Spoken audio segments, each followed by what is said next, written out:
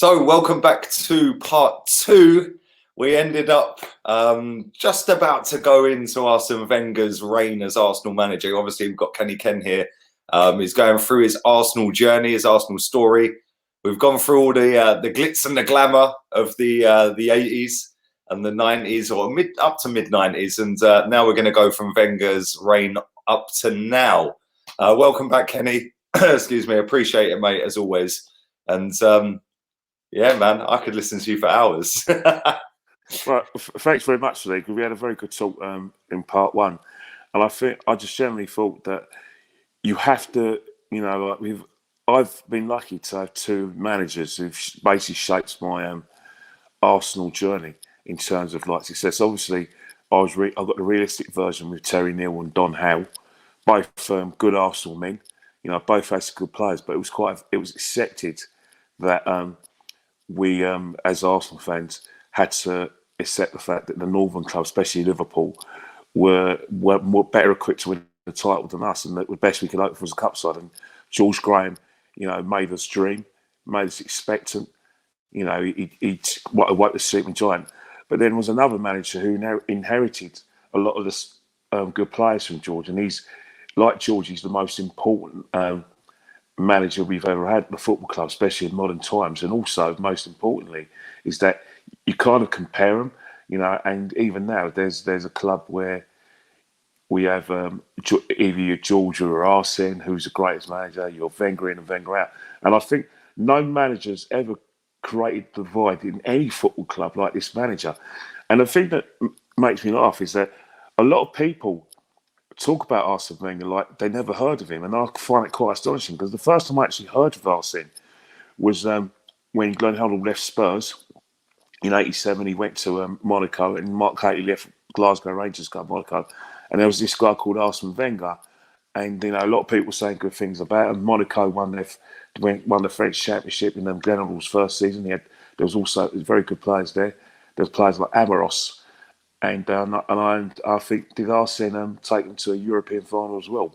So Arsene Wenger's, for me, he was very well known. Probably not well known in England, but I think that shows a lot about English fans to the extent that sometimes they can be ignorant of football outside the British Isles. But Arsene Wenger was very well known to me. But I must admit, when Arsene Wenger, when we did lose Greece work, Arsene Wenger really wasn't on my radar. I was hearing stories about other managers other than Arsene, so I was very surprised when we got him. But one thing I did notice is that when Arsene first got to the club, we signed Remy Gard, and we Remy Gard, and and Jules Grimandi, and we also signed Patrick Vieira from AC Milan, who couldn't get in the side. So for me, I knew about Arsene Wenger the person, but I knew about the manager. But I was open-minded. And one of the things that I did like about Arsene was the way he changed the way we played in terms of he not only did he not touch the back four, which I'm very grateful for what he'd done, but I'm also very grateful for the fact that he allowed players like Adams, Dixon, Whitman and Bolt to express themselves. I mean, Tony Adams was making forward runs. He never did that under George. You know what I mean? And then also with beautiful ball that Bold put out for Adams when he won the Everton. And it was one of those things. Commentary was that sums it all up, wasn't it? That was it. Yeah. And that's the thing. And it was loads of things. All I was hearing was positive things. Another thing as well is his man management of Tony Adams as well, because at that time Tony Adams came out as an alcoholic. Yeah. And I think Arsene Wenger managed that. But one of the things what I loved about Arsene at first was the fact that he saw Alex Ferguson's competition. He wanted to take him on because you only remember that season. We came third in the league. We had some very good results, excellent results, but we kind of fell off. We kind of knew we wouldn't win the league, but we had Ian Wright couldn't stop scoring. A year later, he broke the goal scoring record with Cliff Bastin. And, Bergkamp was coming into his own to a fantastic player that he is. And, Paul Merson, obviously, he got a bit out of Paul Merson, he got a bit out of the team. And, he got Johnny Hartson, he helped Johnny Hartson along a bit. But you always felt that, the team was going to evolve. But one of the things I liked is that there was a time when Man United were going for the Premiership title, which they won, but they also going for the Champions League, because it was one of those things in the 90s where it was a holy grail for Man United, because they had won it since '68, and they got to semi-final against Borussia Dortmund, and Alex Ferguson was just talking about, well, basically what we're still talking about 3 years later. You know, why isn't the league helping the English clubs? You know, giving them time off, got a big game. And Alex Ferguson kept on going on about how they've got so much massive games. That why can't the league give Man United maybe a break or play the games a little bit earlier, so Man United have more time to prepare for their semi-final against Dortmund, which they lost home and away, by the way, to get that in. Yeah. But Arsene Wenger was the only manager to say, well, hang on, what about all of us? Why should Man United get the preferential treatment? And no one dared say that to Sir Alex, because, you know, because he won the championship on a regular basis and he was becoming a very big man. People muttered under it, seemed to mutter under their breath about Sir Alex, and people like like Carlos Tevez always said that Sir Alex Ferguson thinks he's the president of England. So for Arsene Wenger to say that, we'll think, whoa, it'd do for me. And then there was a famous match of the interview when they lost 3-2 against Derby, and Alex Ferguson's words were very prophetic when they talked about the European preparation. He goes, well, it seems everyone sees, I can't do a Scottish accent, but his words were, it seems like everyone is okay with it, but the only person who seems to have a problem with it is Arsene Wenger. I mean, he's just come from Japan. He has no idea about English football. He can't just come to this country and start dictating to all of us. I think it's best he kept his mouth firmly shut. I went, whoa, Wenger's got the claws were out then. yeah. And then I thought, hang on, this is going to be a fantastic rivalry. And then the year afterwards, Arsene, he kind of changed us. Though at first there were a few problems. Like he bought Mark Overmars, so I was very excited about, because I know remember what Mark Overmars did to Des Walker when they played 4 years earlier. And then he brought in Petit, who I knew a little bit about, but I didn't think he'd work, because I always thought he was like a sort of believe it or not, I think he played at the back when he was at Monaco, but I know Arsene knew about him. And then obviously we had Nicholas Anelka as well, and you just could see the team evolving a bit. Obviously, we had Dennis Vieira had a season behind him, and you just could see, right, that Ian Wright, even though he started very well, he started to get injuries. You could just see the team moving around Ian Wright, and I think that's what you got on my Wenger, is that he quietly ended Ian Wright's career without any fanfare. The one thing I'll say as well is every single player he signed back then, they were big guys, man, like all 6 foot plus. All very good. I mean, when you see, I know we'll come on to it in a bit, but when you see Thierry Henry in the flesh, and I mean, obviously you go to games, so you see him week in, week out. When you see him on TV, you don't realise until you see him in the flesh how tall Thierry Henry is. Yeah, and definitely. He's a big guy as well. And that's the one thing about Wenger. Every single player back then, a big, all strapping guy. And that's the beauty of what Wenger did, is that I remember, God bless his soul, the late Gary Speed, talking about Arsenal in 2010, which we're going to get to anyway.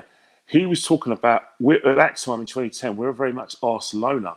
We were playing Bolton away, and he said, I don't understand this Arsenal team. The Arsenal team that I played against were all 6'3" and could run about 11 seconds. And I think that's what Gary was trying to do. But if you look at that season, we actually struggled a bit. We looked like we were going to win the league. Then we had a bit of a blip. We lost to Blackburn, where Ian Wright and Moses got the better of him. Bloody hell. That, you could say that again. And then Tony Adams had a very bad game. And I think what it was is that Arsene Wenger had a go, told Tony, went up in front of him what was going on. And I think that's when Tony took charge. He went up to Dennis Bergkamp and went, you know what, don't you think you're such a great player, but don't you think it's about time you won something for Arsenal? It'd be such a shame for a player of your quality not to win anything. And then what's happened is that Tony Adams had a word with Vieira and Petit. He said, look, you're not giving our defenders section. And I think he took it from then. And then afterwards, from January onwards, I think we started with a game against Crystal Palace when I was there when Jules Gramondi called the score a volley. When we got 1-0. And we just went on that spectacular run. And I think that's when I thought, oh my God, we got a genius here. And I just want to sort of, before I go on to my journey, one thing, as you well know, I've got a lot of pets at Arsenal, right? My pets are players who I think I respect. Obviously, it goes without saying Adams, Vieira, Henry, Bergkamp, and a lot. But my favourite pets were people like, Marta Saka, who I respected for his leadership. I loved Monreal, as you well know, and I love Carfola. But my biggest person I loved of all the time was Arsene. I loved that man. If Arsene Wenger told me to go and face the wall, I'd go and do it. Not because I'm a bloody idiot or a schmuck. It's because Arsene Wenger knows, because I believe that Arsene Wenger knew that if I stood and faced the wall, that helped Arsenal win football matches. That's how much that guy meant to me. Wenger knows. Me and my friends were saying, look, it's okay, Arsene knows. And that was my period, because that guy brought me so much success.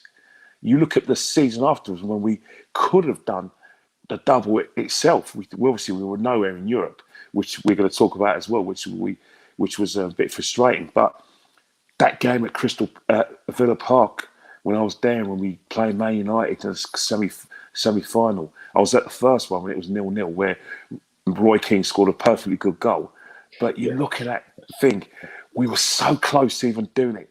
And what we did in that season, people talk about the double season, but in '99, we only let in 18 goals. Yeah, we only that defense 4 games. Season was ridiculous, wasn't it? Yeah, it was so definitely. Good, it was definitely, and we were a fantastic team. And Man United and us, we had this like rivalry.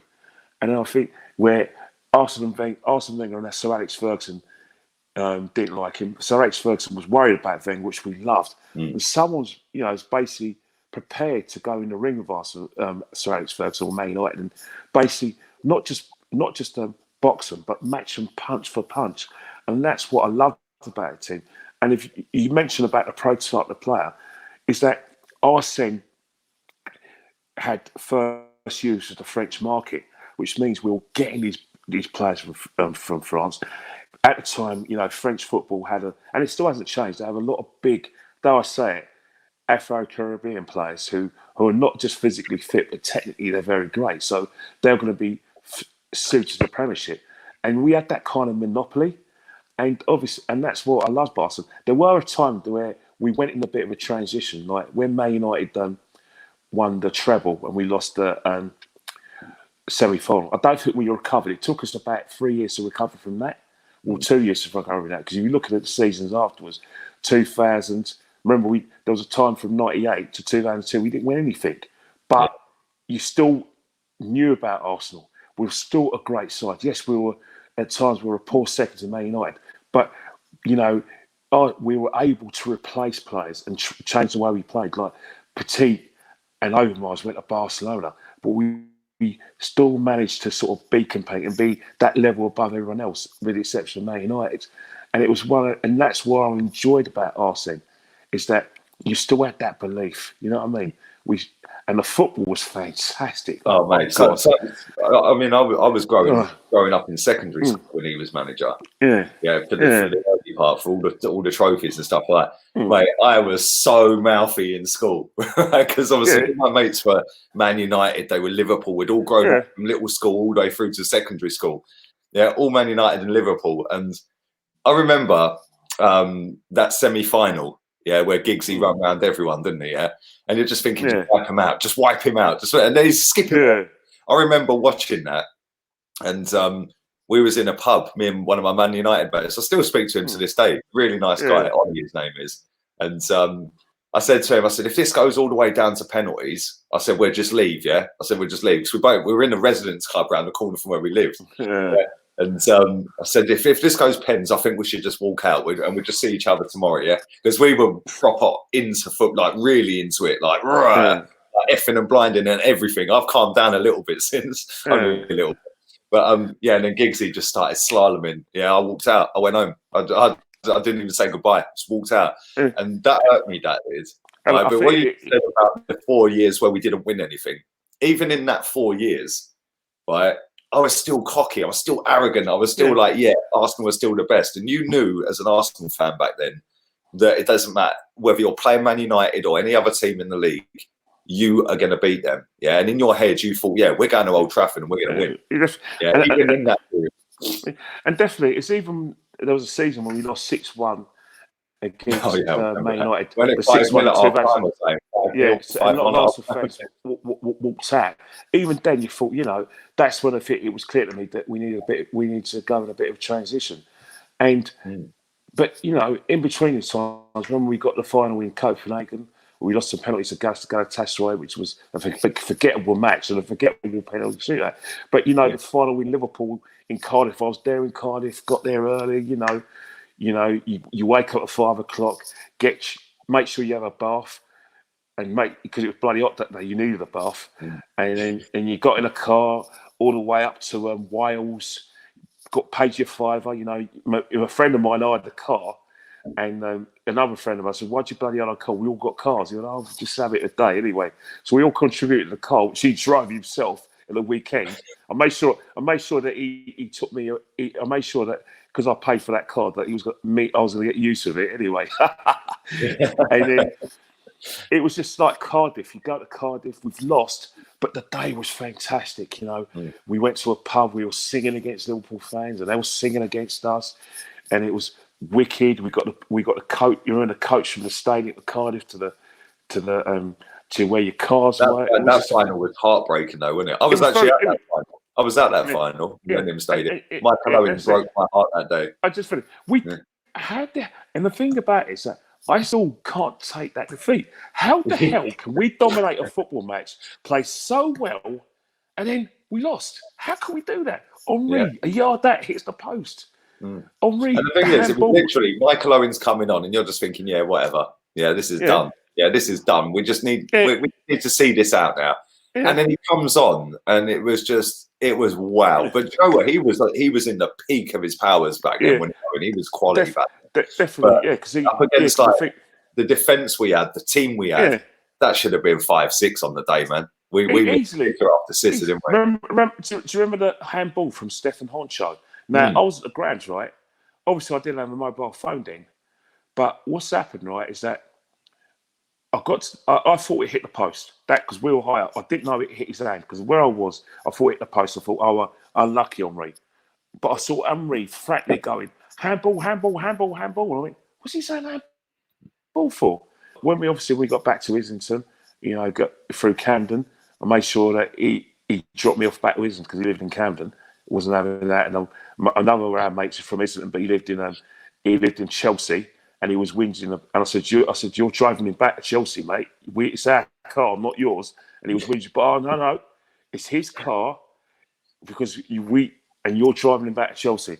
So, if my brother phoned me up, a friend and mate who's from Islington but moved to Chelsea, I don't know, posh lad anyway, and he said, "Ken, do you know how unlucky we were and how we won?" I said, "Yeah, I know. We had so many chances." "No, it should have been a penalty." He said, "What do you mean?" He said, "Honcho handled the ball." I went, "Huh?" I thought he hit the post from where we was. No, he handled the ball. And he was going about Liverpool, crap, that shit. And it was those little moments you remember. And then the 2001-2002 season, I forgot to mention that he signed Freddie as well. Poor Freddie, I left you out, mate, with the red hair. But that season, 2001-2002, right, Man United were dominant. They won the league 3 times in a row. And then what that season for me is Arsene Wenger's best season, our best ever team. That's a real underrated season because everyone goes on about the Invincibles, which we're going to come to in a minute. Yeah. But that season, I don't think people realise how good we were that season. Definitely, we were fantastic, but people don't realise at the time we had 3 goalkeepers that season because remember Seaman got injured.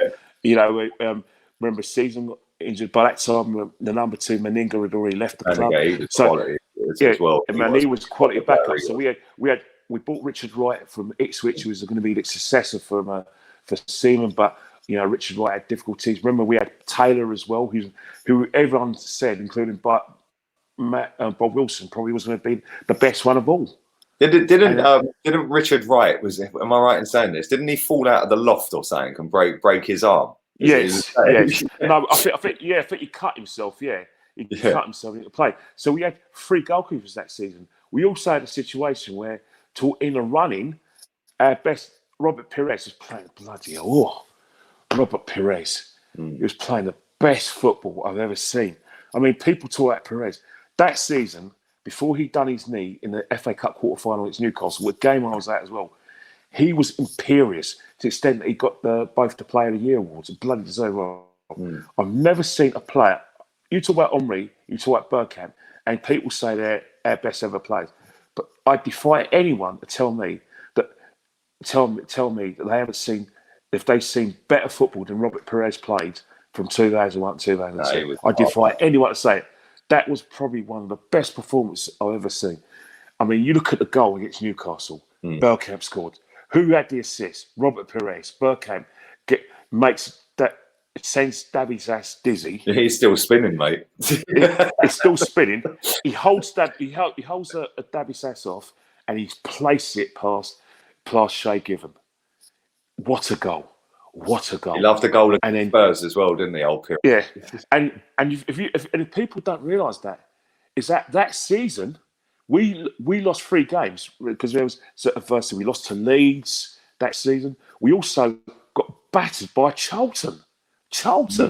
Alan Kirby. Do you remember the Charlton? Yeah, they were 4-1 up, and I think Jason Newell got an hat-trick. Yeah, I remember that. I was at the game 4-2 because 4-2. I was that was at Highbury. That was at Highbury. Because that was a shock. I remember. I didn't go to the game. I was out shopping at the time, and this was the day where I think it was Dixon's electrical store. They used to have the game on in the shopping centre. Yeah. So everyone would just be lined up, just watching the football, like just watching all the scores coming in. Yeah, and I remember walking past thinking, 4-1. Like, nah. I said, I can't. Nah. And the thing about it, right, is that there was another game which we lost as well, because obviously by that time I was probably in my 5th year of being a season ticket holder.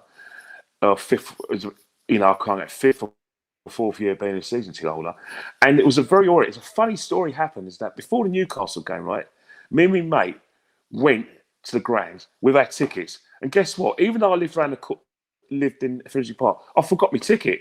So we spun. So basically said, right, I forgot my ticket. Said, right, because you can't go, I'm not going. So we had to go back and run back to Andover Estate, where his brother lived in his family home now, and I lived next door. And we went and watched it at home. So he missed a game because of me. And then a year later, when we played Sunderland at home again, even though it was a live game, he lost his season ticket. Said, right, because you did it for me, I'm going to do it for you. So we ran back to because he lived in Camden. So we ran back to the season afterwards. We ran back to Andover Estate in Finsbury Park and watched the game at home because I thought, hang on, it's 1-1. So we made the pact right now that if anyone ever loses their season ticket, we'll pay for them to get in. Yeah. Because at that time, if you lost your season ticket or left at home, the club will let you in, but you've got to put a £50 deposit and give a credit card details, paid by credit card. So I didn't have my credit card. So there was another time where I think they still do that. I remember. I think it was DC's brother. Lost his ticket, and they went out and they printed him out a paper one there and then just to get him in the ground. And then I think you had to pay 50% up front for the next ticket to come out, which is quite cool, really, if you think about it. That's a good thing. Because I remember it, even that season, the season after the thing, where I had to do the same thing. Well, I forgot my ticket. Basically, it wasn't. You didn't forget a ticket. It's like I took last year's season ticket because when we had our season tickets, it was like it was basically like it was like those sort of checkbooks. It's like a checkbook. And basically, like if you signed it, you had a match. You had match 2, match 3, and you tore the paper out, and then you were allowed in. So I took last season's. It's not like now where we got a little credit card where we can just swipe in. Yeah, a little wallet. So I had to pay £50 up front, and then when I came back, and they gave me the money back anyway. But they always give you the money back anyway. But it's one of those things. But if you look at that 2000, I remember the Newcastle game where again. It was one of those games where Newcastle won 3-1. Fantastic game. I think we had a player sent off and Thierry Henry lost his head. So we had that adversity as well. Wasn't that the game where Shearer got the player sent off? Was that the game? Yeah, that's right. Yeah, he got Adam sent off. That's it. Yeah. They're having a bit of a row in the circle and it all kicked off. Yeah. And Laurent Robert scored their third goal. By the way, you know, if talking of Wenger, I must say, pay tribute. Like Newcastle at the time under Bobby Robson. Oh, mate. You know, everyone talks about the Kevin Teagan team, but there was a time with Bobby Robson. Alan Shearer had a renaissance with Newcastle. Obviously, there's an also where he had the pace of Laurent Robert, who could shoot from anywhere, and then you had Craig Bellamy's pace as well. Newcastle were a good side then, and they played some fantastic football. Oh, And he was a proper manager. Yeah, God bless his soul, but that's a proper manager. But that season, we had some adversity. Well, that season, does anyone don't realise we didn't lose away from home? We didn't lose away. Went to Anfield, smashed them. Went to Man United, where we won the league, smashed them 1-0, men against boys. And it was one of the things where not only did we overcome adversity, but the football we played was where we were a man of all seasons. We still had their big lads, 6'3" lads. But one of the things I liked is that we could be anything you wanted to be. If you wanted to play football with us, yeah, we'll play football with you. You want to fight? Yeah, we'll fight you. You want to play long ball? We can play long ball. You want to put man? Oh, yeah, we could do that. That team that Arsene Wenger had in 2004 was a team of all seasons. They were ready for any game. You didn't take liberties of them. You know what I mean? And then even the season, and for me, we also got the situation where we won the FA Cup run. FA Cup run. You know, the semi-final where we played Middlesbrough, own goal. I think it was an own goal from, who's the Italian player? Gianluca Festa. Got an own goal. It was at Old Trafford when we won. Gianluca Festa got a goal. And then Middlesbrough back then had some good players as well, though, didn't they? Definitely. And they had some good managers as well. So we got the final. Cardiff again, getting there. You know, like I said, everyone with a piece of it, getting the coach of all the fans. You know, I was drinking then, by the way. Going to the same pub, getting absolutely hammered. I had my leather jacket on in hot May, and I remember being in the stadium, and I looked at some of the people and said, "Why are you so miserable?" Because I was a bit leery then. I was going, oh, and I went up to the front where we are, because we're near the front. I had my arms out. I went, "Come on, sing." And I ran my fists up, and then everyone around me went, "Look, I'm not going to argue with this guy in a leather coat. He's quite big." They all started singing. You know what I mean? They were thinking, crackers, it's 30 degrees and got a leather coat on. yeah. A leather jacket on as well. And I do remember, everything about the match. Like Johnny Alford, you know, he used to be in Grangeville and Numbers Burning, running on the pitch to all the players. I remember the players getting interviewed in front of us by, Garth Crooks and everyone. And it was one of the greatest things. And the season afterwards, we should have won the league again. Yeah. Bolton. Bloody Bolton. Always a bogey from then on. Always Bolton. And then we played, got to the final where we beat Man United in the way where Giggsy missed a sitter where he rounded. I think it was he ran in the keeper. I don't think it was Seaman's goal. I think it was Richard Wright in goal, and he decided to put over the bar. Couldn't believe it. But I loved it anyway. Yeah, it was like a Ronnie Rosenthal moment, wasn't it? Yeah, it wasn't as bad, but it was still a bad one. And you had the semi-final at Old Trafford where Seaman makes that save from Pesci Solido. 2 out of 3, we was going to win anyway. They're crap anyway, Sheffield United. They actually, that's harsh on Sheffield United fans. I know you've got Sheffield United fans who watch this show. I'm very sorry, just being Arsenal myself. But Sheffield United actually got to 2 semi-finals that season. They got the semi-final of the League Cup where they lost to Liverpool, the winners. And they lost to the winners, Arsenal. Got to Cardiff again, loved it, you know. And in that time we went to Cardiff, because it was rain, it was actually the first indoor FA Cup final. Yeah, they put the roof on. Because the roof on. Easy game. Robert Pires. Who else got the winner? And then we go to the Invincibles season. Now, for me, I look at that Invincibles side and I'm thinking, you know what? We had Gilberto Silva. It was a fantastic team. We had a player that I love a lot, Lehman in goal. We put a lot of leadership to the side. And I think you had Dennis. And it was one of those things where you looked at it and you know what? This team looked unbeatable. They really looked unbeatable. Like they looked like the finished article. And they'll all go down in history as one of the greatest teams because, you know, Kainu was part of that squad. You could come from the bench. We still had these beasts. And, Cole was still back. And I think Arsene deserves a lot of credit because what Arsene did is that he got, Bizem and Teme, you know him as Laren. you know, the Spanish Cameroonian player who we signed from Mallorca.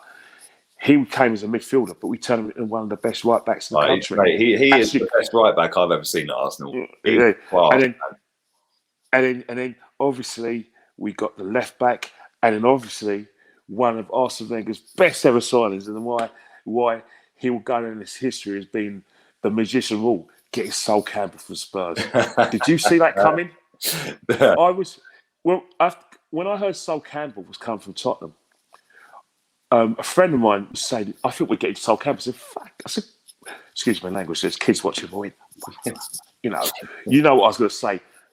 No way. I said, he's going to Man United, because we heard rumours that he bought a property in Manchester. But Arsene Wenger went, oh yeah, by the way, I've got a surprise for you, blah, blah. And I went, okay. And then I think it was around the Arsenal shop, and he goes, they had this like boom, boom, boom, rolling the drums. And then Sol Campbell walks out. I went, it's like one of those things. He went, where are you when Sol Campbell signed? I went, fucking hell. And then Sol Campbell, again, he was a leader in that Invincibles team, and then you had Koulibaly, who again was a right back and a left back. Very humble man. I've met the man. He is. If you want to talk about humility as a footballer, talk to Koulibaly, Muslim, someone who, like I said, is just happy to be where he is. I'm so glad Koulibaly's still got a career in football alongside Brendan Rodgers. And it's one of those things where you think, bloody hell, I still want it to end.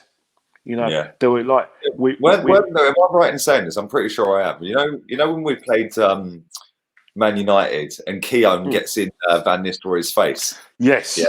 Right, and because he smashed the penalty off the bar, didn't he? Right. Yeah. I might be wrong, but I'm pretty sure that was the first game in the 49. Yeah, that was the first game unbeaten. Am I right? I'm pretty sure. No. In terms of the 49, remember we had a. Remember, the 49 started from 2002, 2003 season towards the end, where we won it, where we went unbeaten, and then it started from there. But I've got a funny story about it. Is that obviously I've met my wife. She wasn't my wife at the time, and she works for the probation service, and she had to spend a weekend in like Gloucestershire, around Bristol, not Gloucestershire, Somerset, around. So we had to go to Somerset, Taunton. So me and the wife were watching the pub, and I was in a place full of Man United supporters. So I'm screaming and shouting, watching that game, shouting for Arsenal. And then one bloke went, ha ha. When Van Nistelrooy got the penalty, he started screaming and going, "Oh, you Arsenal fans are all babies and blah blah. You're all sorts of sports." I said, "Shut up, you prat. You know nothing all about football." And then when Van Nistelrooy hit the bar, I screamed and shouted. And my wife said, "Look, we're leaving." He said, "Ken, do you know you could have got battered because we're a long way from home, and you've gone in a pub in Taunton full of Man United fans." Yeah, with a London accent. With a London accent. I said, you know what we're doing? I said, what's that? We're getting the first train out of Taunton, and we're running to Paddington, but our tickets are now. I said, don't worry, mate.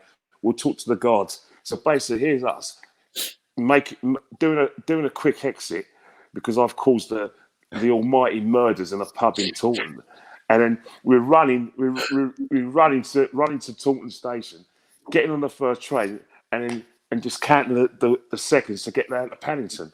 But it's one of those things. You've got loads of memories, but obviously you can't not talk about the semi-final in the FA Cup against Man United when.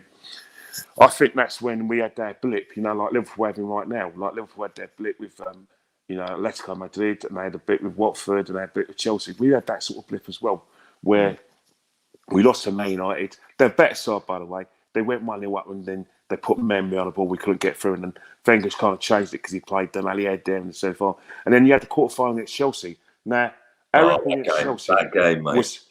our record against Chelsea was exemplary. Chelsea were frightened of us, right? And then first leg when we played them in the 1-1 at their ground, I thought that we were a bit negative in that game.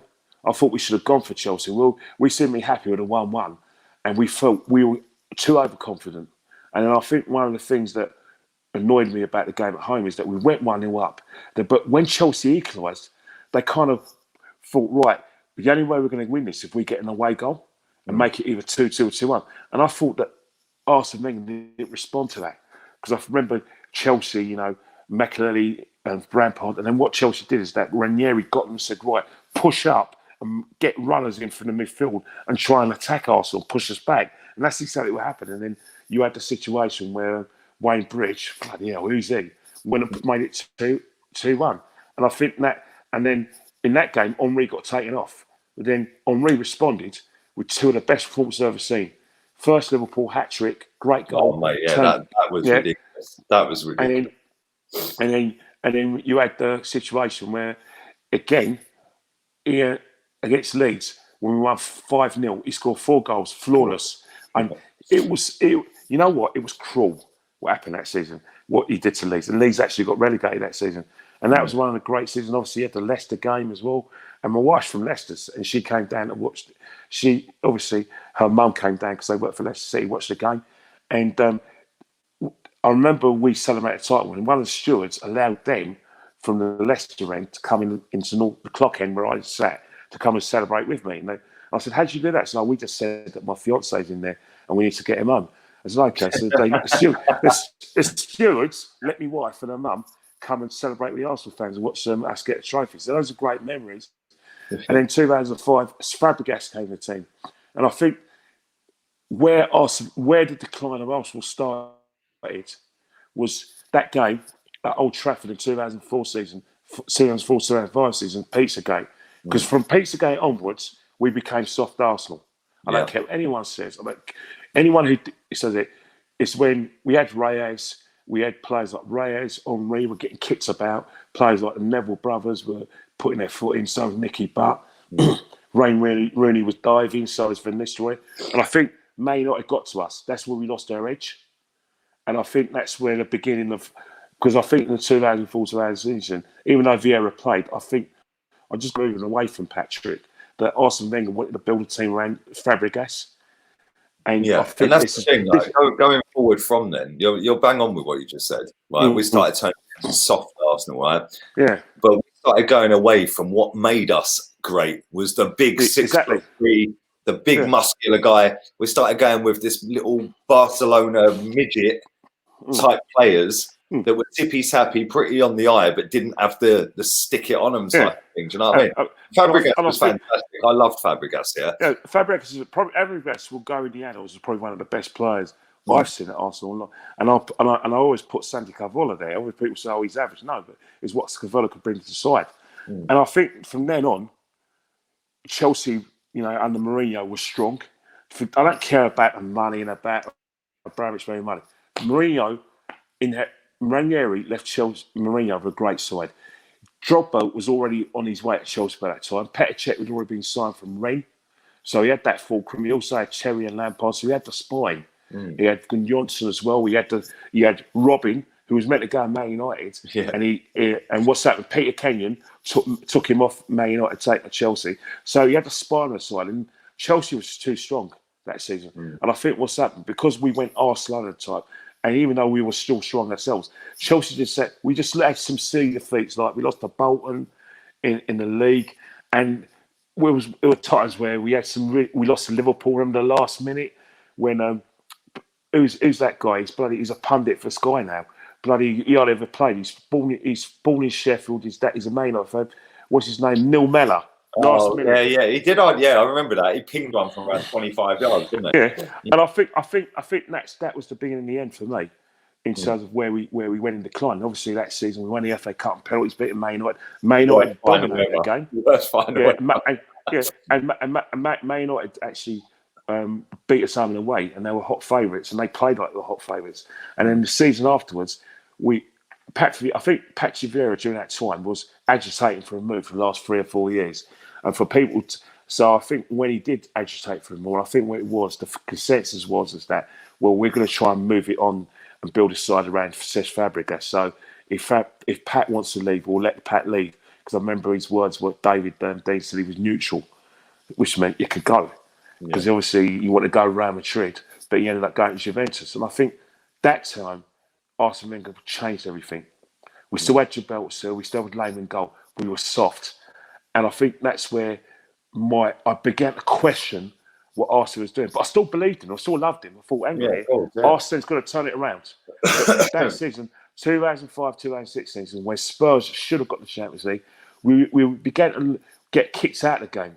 Blackburn away, Newcastle away, West Brom. You know what I mean? We'll go. Liverpool battered us. Man United battered us. We'll get silly defeats. West Ham came at home and overpowered us. And I thought it was only when we had a few games now, beat Man City, and then we had the last game against Wigan, and Spurs had the lasagna. But I was looking at it, I was thinking, this ain't right.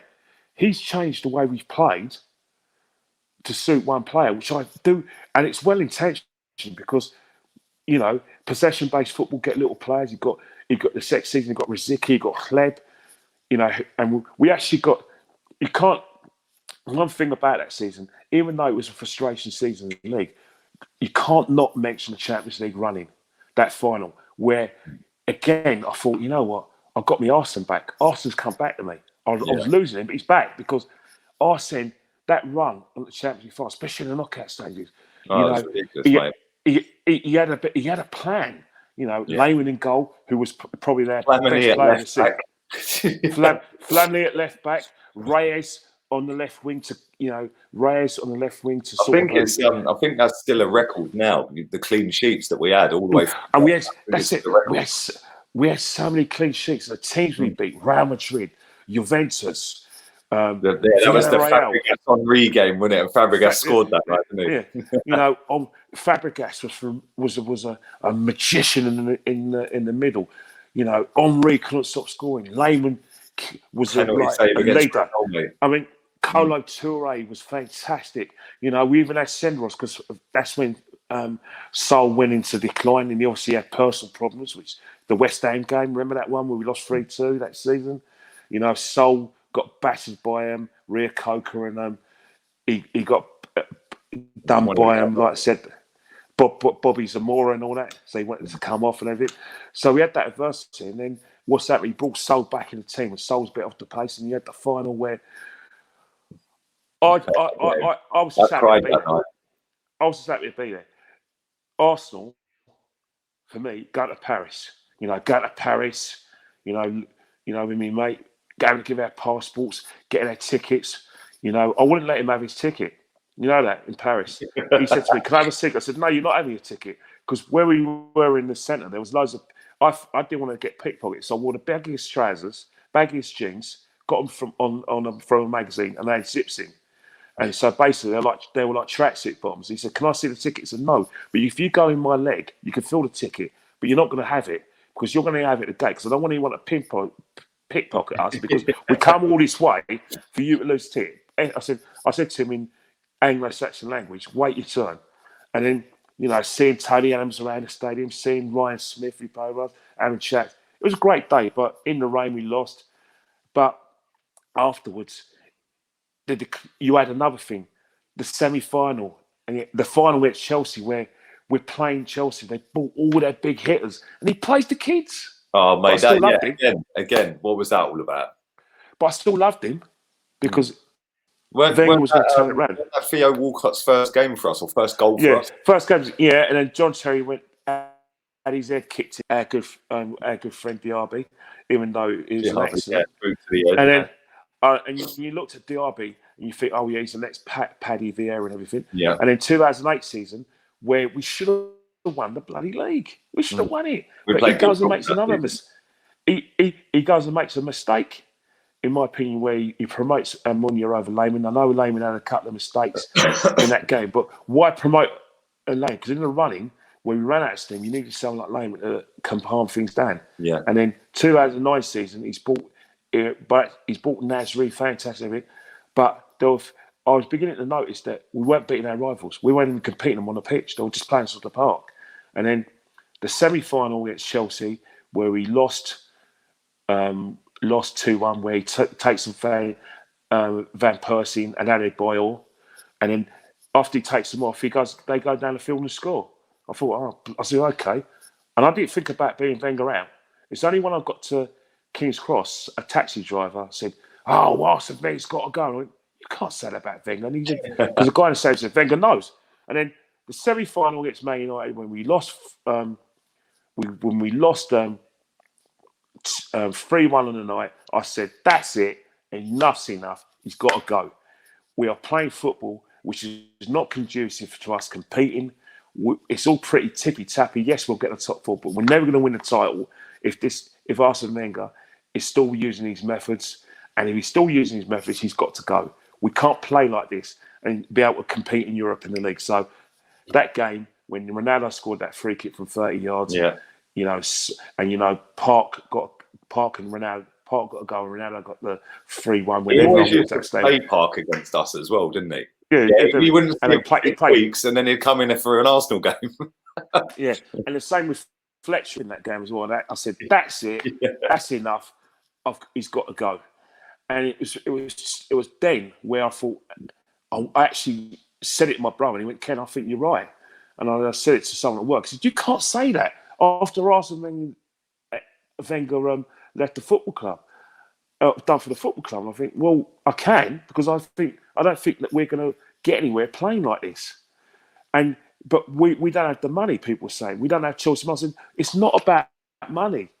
It's about play development and play overall in the playing style. He's playing like Barcelona, where we are a possession-based team. But against small sides, we can get away with that because we've got a lot of pace and power, pace from attacking areas. But when we don't have the ball, the better teams are picking us off in Europe and in in the league. Man United are destroying us home and away. Chelsea are murdering us, and then Liverpool were doing it. And then what will happen? And then if someone else comes along who's better, we're going to struggle. We're not going to win the league like this, and that's why I wanted them to change. And I had no idea that other people felt that way, because when by the time we had a 2009-2010 season, we came third, but a very poor third. I still wanted Arsene Wenger to be replaced. And then you had the 2010-2011 season, where again a very frustrating season, where we got ourselves in a situation where we could win the league mathematically, but I never thought we'd do it, because I was just sensing that teams like the Man Uniteds and Chelsea's, and they never feared Arsenal. They just saw us as small boys. They just thought, they play good football, but they're not at our level. They don't scare us. But other teams were still scared of us, but don't scare us. We don't see them as rivals. And I was sensing a bit where Alex Ferguson was beginning to patronise Wenger, putting his arm around him after big defeats. The 8-2, when he's putting that was the day I turned Wenger out. That was the day I was like, nah, enough is enough now. And I was thinking, hang on here. This guy's your rival, yet he's patronising you, and you're letting him. What's going on here? I thought, no, I couldn't. And then we had the humiliation in 2000. Then we had a 2012 season where we came third again. How we did that? Because Spurs imploded, and I think that's what's happened. Where if you look at Spurs' improvement now to what it is now, Harry Redknapp kind of set foundation for the top. Obviously, they're not winning trophies, but they're still a top side now without the trophies. Whilst Spurs were evolving through Harry Redknapp and becoming a good side, and to where they are now, although they've got a bit of a blip, obviously with Sack and Pochettino. Whilst Spurs got better, we were going behind. And no one was seeing that. No one was accepting that. We signed Mesut Ozil, which at the time I was happy with, but Arsene Wenger said he wanted to sign a striker. Yeah. We were meant to sign Higuain, who was well advanced, and then he heard some rubbish that Liverpool were going to let Suarez go because he had a £40 million contract clause. Ups in our history, that is. Yeah. So we wrote Suarez. And then Henry says, "What you smoking there at Arsenal?" And all of a sudden, we Higuain goes to I think Higuain, is he go to Lazio or is it all one of the? Yeah, he goes. I think he goes to Lazio, scores 35 goals, and then we end up with no goal scorer. We end up with Mesut Ozil, who had a good first season, and 2015, 2016 up until January, February, he was fantastic. But then again, Mesut Ozil was probably the poster boy of everything that I think that was wrong with Arsenal in terms of the way we've gone in decline. And I think that's where the love for Arsene Wenger turned into frustration, and then it was anger. And I let myself down when after Olympiacos, I was saying, we lost at home. When was the last time that happened? Losing in Olympiacos in Europe. Yeah. So we lost 3-2. And I remember going to the At least it was Champions League, though. At least it was Champions League. Yeah. And I remember going into the fan cams on Arsenal Fan TV, which, again, I've allowed Arsenal Fan TV to be part of my supporters' experience. And by that time, it was very much Wenger in and Wenger out. And I said, when I moaned about us not being a good sign. My words were, Arsenal scares no one. And I had this little space between my finger. Arsenal scare no one. And then Harry D got into the conversation. And I said, shut up, you. And I said to people, and I basically banged my leg. And I said to Robbie, and I said to all these people, going, no, you're wrong. As long as this man is in charge, you're going to see more results like this. And I was proved right. Season afterwards, the debacle of West Brom away, 16-17.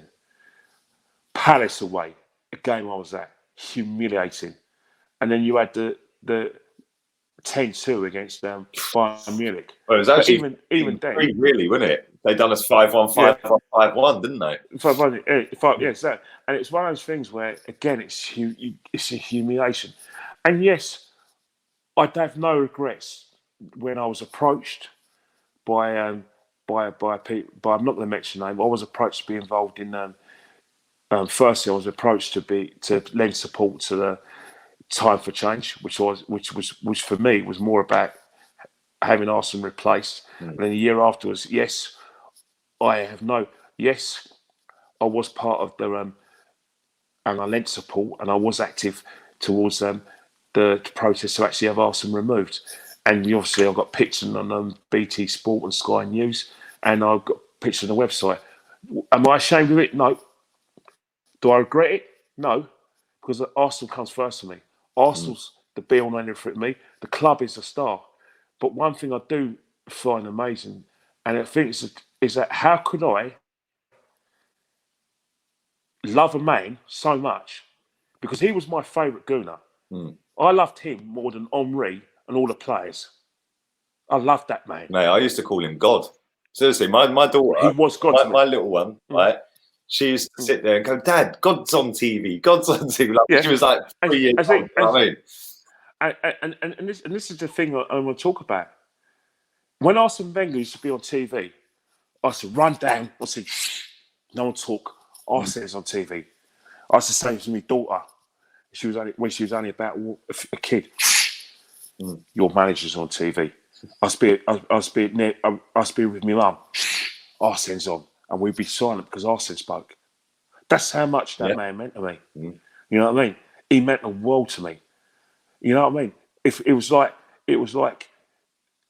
who you listen to the most?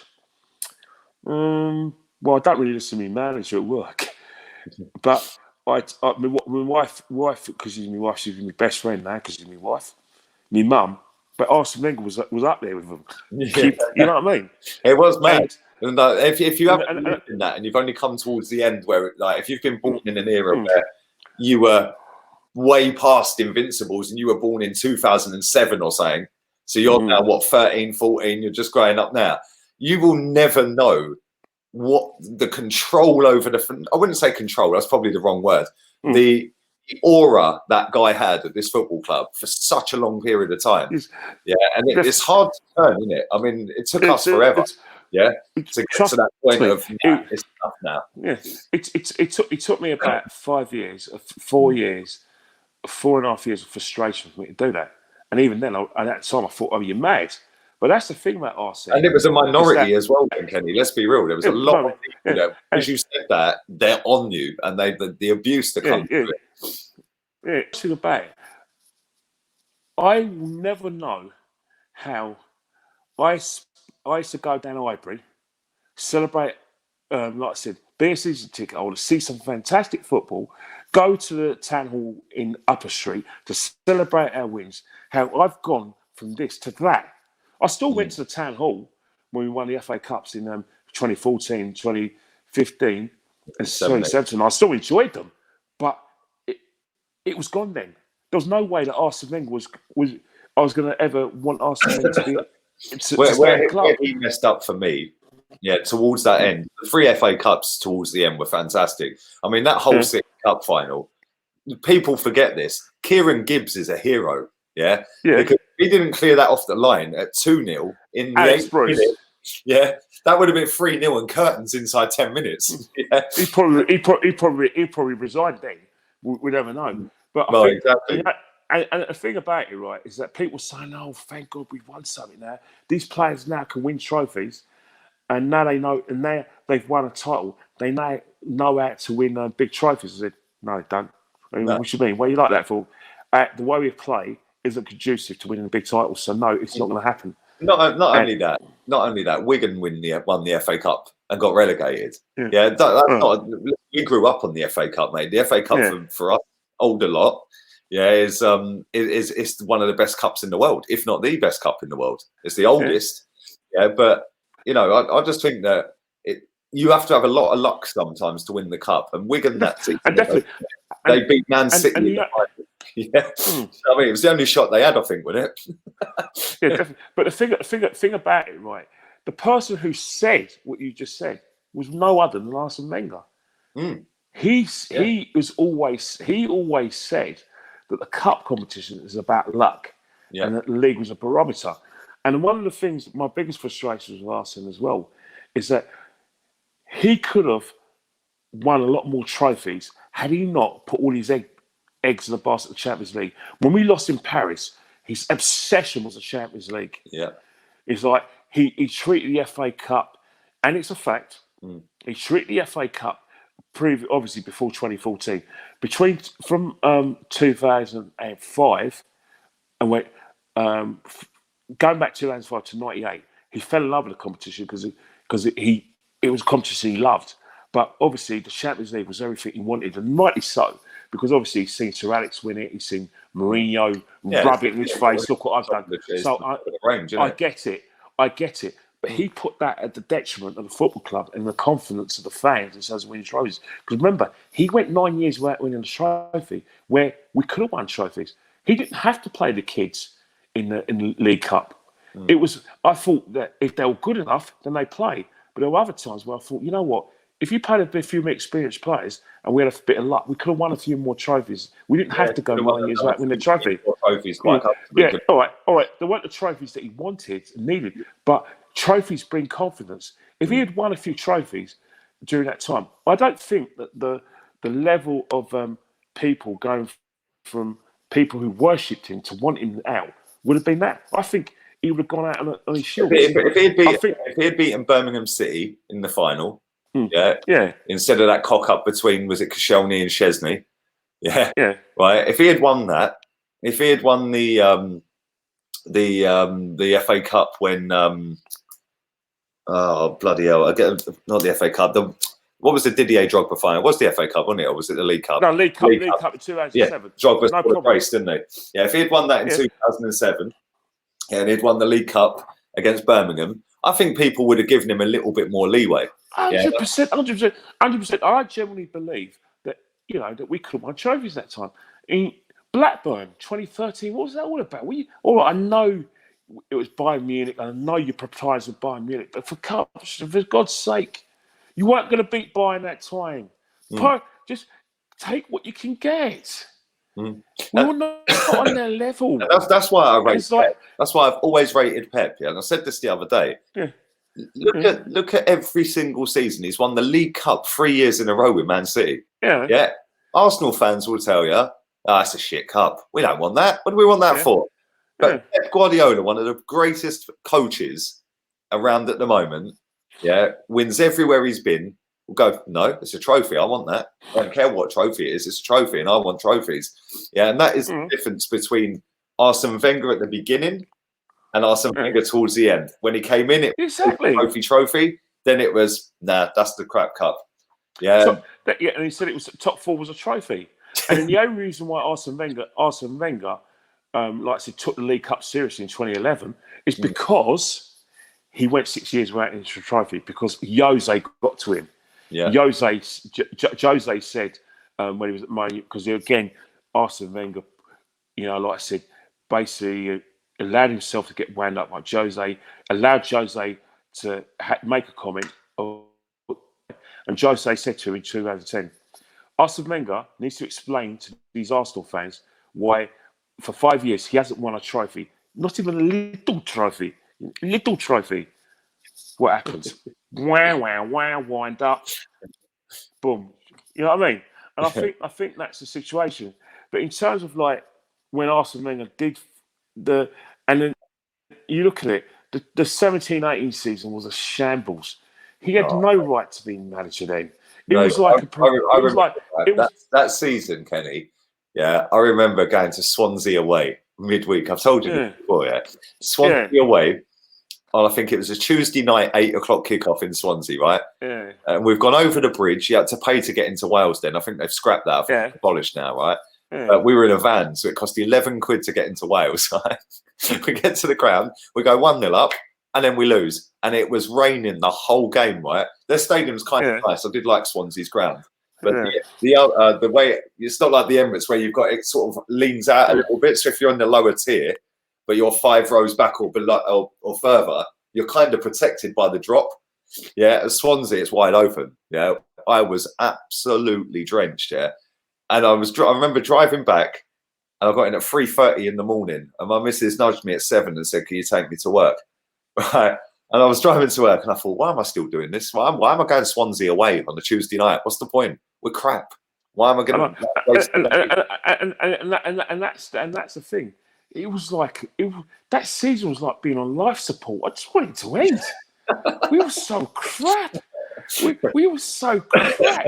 And the thing about it is that we knew we were crap then. It was like a lot of people who were behind Arsene Wenger went, even then, when he after the FA Cup final, even they wanted him to go. They thought, oh well, I think Arsene should leave because I don't think he should put up with all this abuse and everything. And I think he just needs a break from this crap.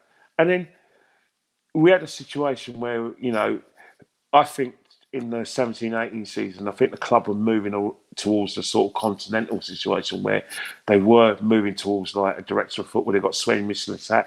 I don't think, for the life of me, Arsene Wenger wanted that to happen. No, and then we're moving towards, getting someone who's in charge of contracts, moving to get scrum over. And I think, people like the Rowells and the Vinays were sniffing in the background and everything.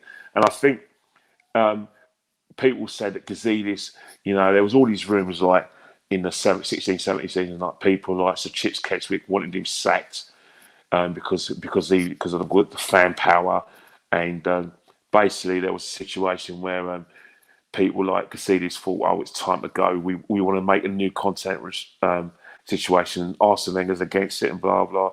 And there was rumours that Stan thought, you know what? It's the balls in my court, but I want to give this man one last year. And you can tell, right, it was all wrong. But the thing about it, right, and it's the most important part of our Arsenal experience, when he got sacked, it was like, you were still shocked. Yeah. Because you knew, you wanted him out. Yeah. And you went, no. And when someone at work, I was in my desk at work, and someone said to me, Arsene Wenger is leaving Arsenal at the end of the season. I said, yeah, Arsene, yeah, I love you to bits, right? But you tell a Jack and Nori, and one guy went, no, Ken, it's true. I went, what? It's true. Arsene Wenger's leaving at the end of the season. I said, get on the internet. And the manager, she watched it. I said, look, this is too important. Forget work. And she laughed her head off. And then I went, Arsene Wenger's gone. And next minute, you had beep, beep, beep, beep, beep, beep, beep, text. Arsene Wenger's leaving here this season. Beep, beep, beep, beep, beep, beep, beep. WhatsApp. Arsene Wenger's leaving soon. Beep, beep, beep, beep. Hello, kid. Hey, did you hear it? Arsene Wenger's gone. Next minute, you go on YouTube. Bloody Arsenal fan TV are outside there. Sky Sports are there. I went, he really is gone. I thought, I think he he's going. You're thinking, why aren't you going to celebrate? I said, what am I celebrating for? How can you celebrate the demise that's respected all your life? Well, or most of your football life, and then you kind of want him out. You're very angry towards him for his decline. You're very angry towards him because of the team's decline. I was numb. And you had the situation where you had the celebration and the last game of the season as well, where we played Burnley. And I always said to myself, right, that season, because I was so angry with him, I actually put a tweet out and I said, I tell you now, and Arsene Wenger's last game of the season, if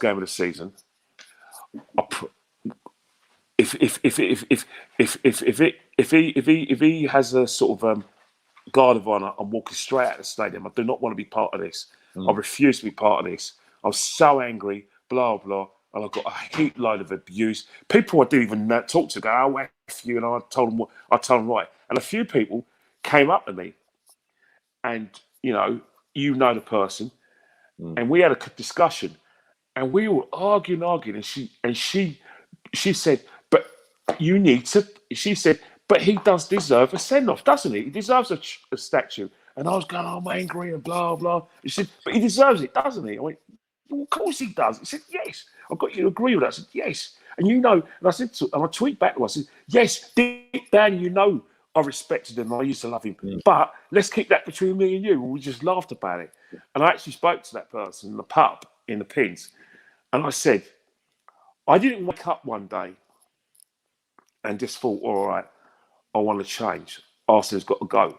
It evolved to a bit of, like a bit of questioning. It's a little bit like, when you're married, and it eventually, or a relationship, it comes towards an end. It's not like you just wake up one day and go, right, that's it, I'm done. Yeah, it's a combination of things snowballing along the way that make you get to that point where you go, no, enough is enough now. Yeah, and I think that's what it was with Arsene. Enough was enough. And I'm still angry now.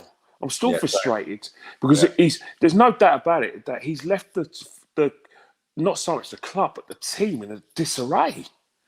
I mean, it's to the extent that the rubbish he's left, it's going to take us. It's 2 years since he's left, and we're still 2 years in that transition, and we're still at square one.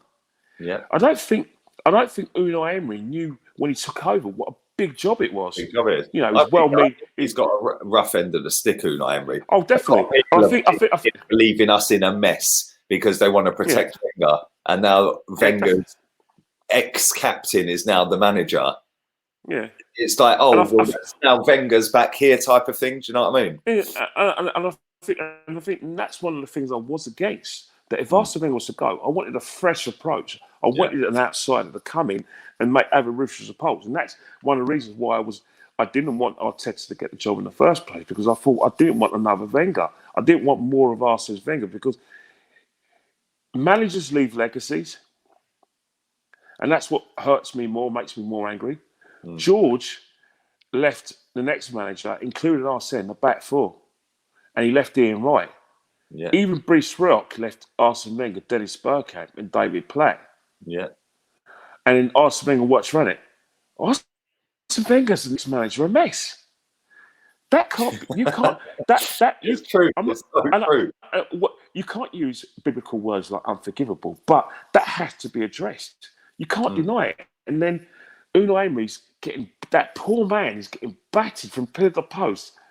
And he weren't near as bad as people are making out to be. It wasn't near as bad. And the thing is that Unai Emery deserves a bit of credit, because he was the one who brought players on like Saka. Without Unai Emery, there's no Saka now. There's no 10 or 11 assists, which he's got. It doesn't happen. He's the one who promoted the players for him. He's the, you know what I mean? And he also made Aubameyang up front. Yeah, he was the one. And if you look at what we're getting now with Arsenal, Unai Emery, Aubameyang's playing out like left under Arteta, but Unai did that. But Arteta's doing the same thing. They come to the same conclusion about Torreira.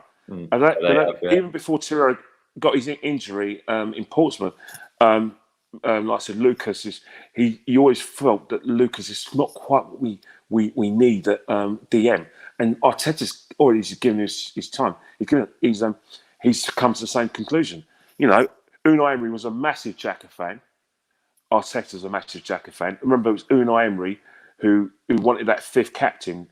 You know, wanted 5 captains. He said, "Look, you know, you decide your captain." I thought that's quite democratic. He wasn't a weak manager. They do it all over the place. And the fact of the matter is that Granit Xhaka was chosen by his peers to be captain, which means they respect him.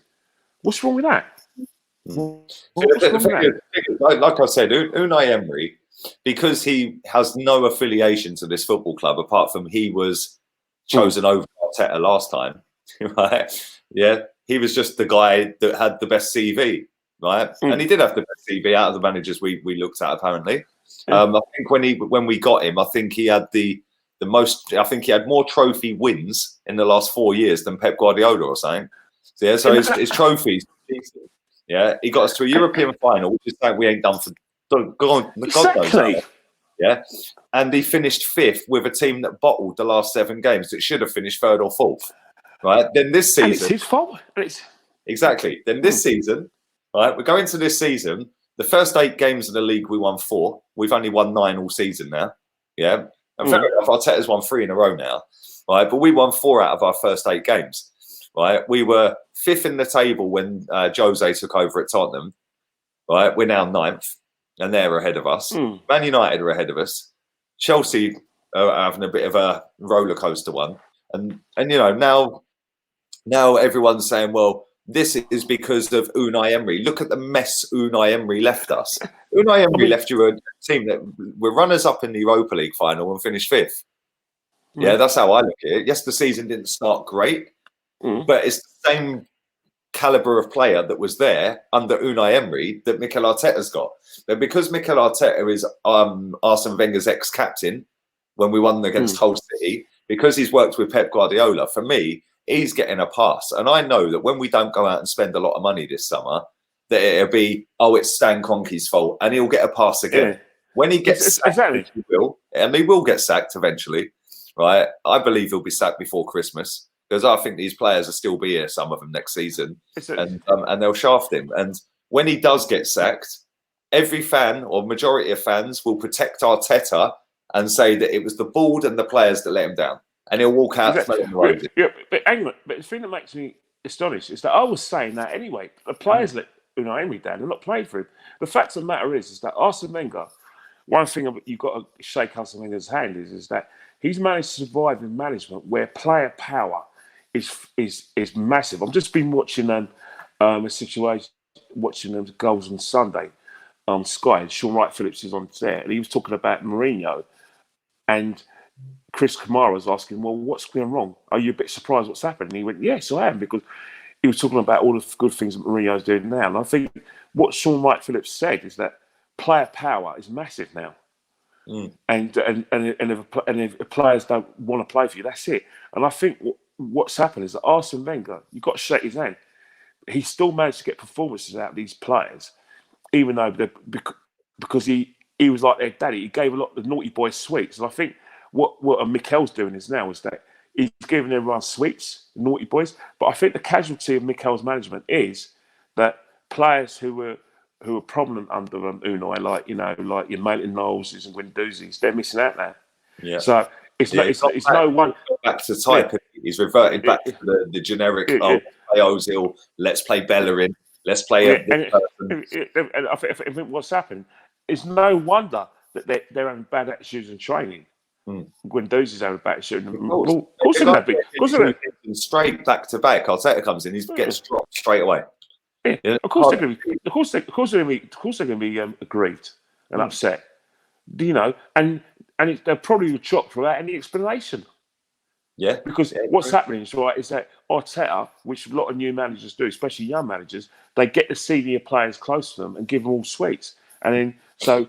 The players, the senior players, Kenny, the 350 grand a week man's in the back pocket now. Well, definitely, and that's the thing. The £350,000 a week payment is actually killing the development of the 72 million player we just bought. Yeah, They're running I in agree, each of the same spaces, which they were doing yesterday at West Ham. Let me Pep. go on. Yeah. But because I know you've got to go soon. I've got 6 minutes until I start a watch along. I'm gonna leave you this point here. Yeah, go on, mate. Go on. Go anyway. One thing about, in conclusion, my Arsenal memory, right? People are going to ask me one thing, two things. First and foremost, they're going to say, who is the greatest manager we've ever had? For me, it's a tie because they both bought. They both gave me great memories. It should be Arsene because up until 2000 and probably 14, it was Arsene. But after the rubbish, after then, I thought, nah. I think it's a tie. Although, in terms of like tactical and better, George is a better coach, but Arsene plays better football. One thing I would say is that we're talking about trophies, and I think the Arsenal Football Club are going to give Arsene Wenger a trophy. He deserves it, and I'm glad that the club have offered him it, and I'm glad that he's agreed.